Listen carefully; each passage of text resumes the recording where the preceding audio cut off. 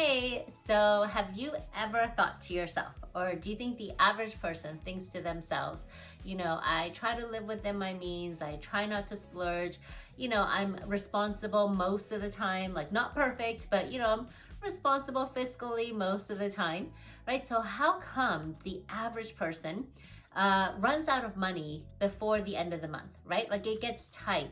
You have more days than you have dollars. So how come that happens if we feel like we're being responsible? So I think the surprising reason why most people feel broke at the end of the month or are broke at the end of the month is when you're buying a house or a car or like a bigger ticket item, companies and people are qualifying you based on your gross income and not your net income. So what is the difference between gross and net?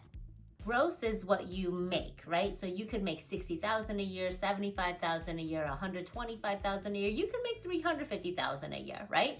And that's your gross. That's your gross. Net is what you make, what you bring home after they take everything out, right?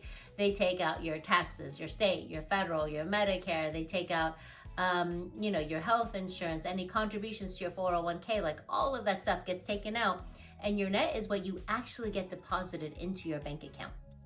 So let's say that you make 70,000 a year. That's your gross, okay? And that works out to $5,800 a month. And let's just factor in 25% for state and federal taxes. Then that's $52,500 for the year.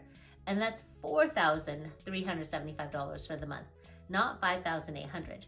Like, can you imagine why there's such a gap at the end of the month, or why we feel like there's a gap in our finances if we're making decisions based on 5,800, but what we're actually getting deposited is 4,375. And that doesn't even include health insurance or vision or dental or contributions to your 401k that you're voluntarily putting away.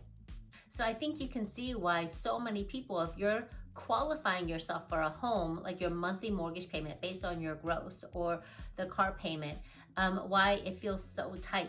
So going forward, when you're looking to make purchases, whether it's buying a house or a car or anything like that, if you can think about it in terms of your net income and not your gross income, then you'll probably save yourself a lot of anxiety and a lot of stress in the future. So if you found this perspective about money helpful, then I'm supposed to ask you to hit the like button and hit the subscribe button, and we'll provide you with additional perspectives on money and finance. All right, thanks so much. So have you ever thought to yourself,